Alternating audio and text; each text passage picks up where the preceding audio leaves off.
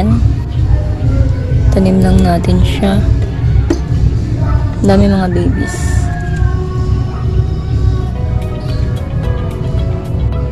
Kailangan niyang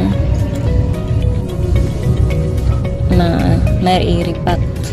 Kasi ang babaw lang ng ugat nila doon, guys. Madali silang mabunot and then siksikan sila. Ayan, hindi nakakahinga yung iba. Ayan.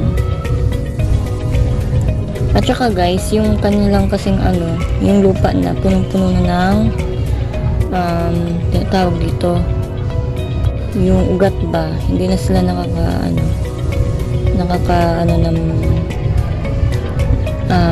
ba tawag dun guys? Nutrients. So, diba?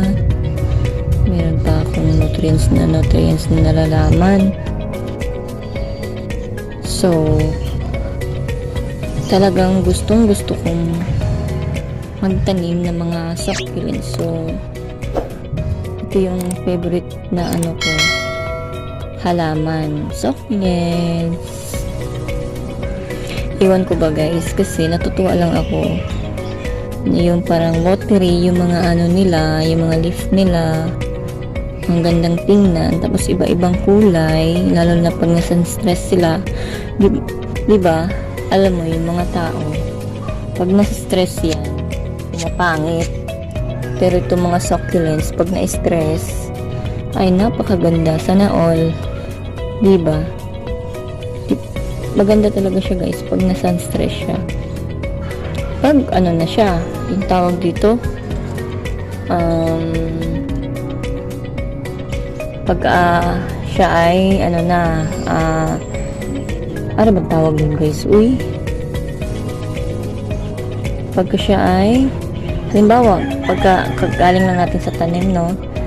Pagka siya ay yung, ano ba kasing tawag dun? Ay, yung na siya guys, stable na. Okay, stable. Pag siya stable na, galing sa pagtanim natin, so, pwede natin siyang ilagay sa kusan para gumanda naman siya, no? Yung kulay niya na pingkan. So, yun ang kaibahan ng mga succulents kasi pag sila stable na, pwede mo siyang ilagay sa kusan, okay lang sa na ipupulsan mo sila kasi diba, ang ng mga succulents is bawal sila sa intan. Kung napapansin natin sa Baguio, ang gaganda ng mga succulents nila dahil malamig ang lugar nila.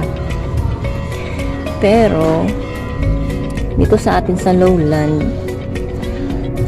nag-iiba yung kulay nila, no? So, kailangan natin i-sun-stress. Pero yung iba kasi guys, meron silang ginagamit na DIY para kumulay yung ating yung mga succulents. Yung succulents. Okay. So, ganito lang guys.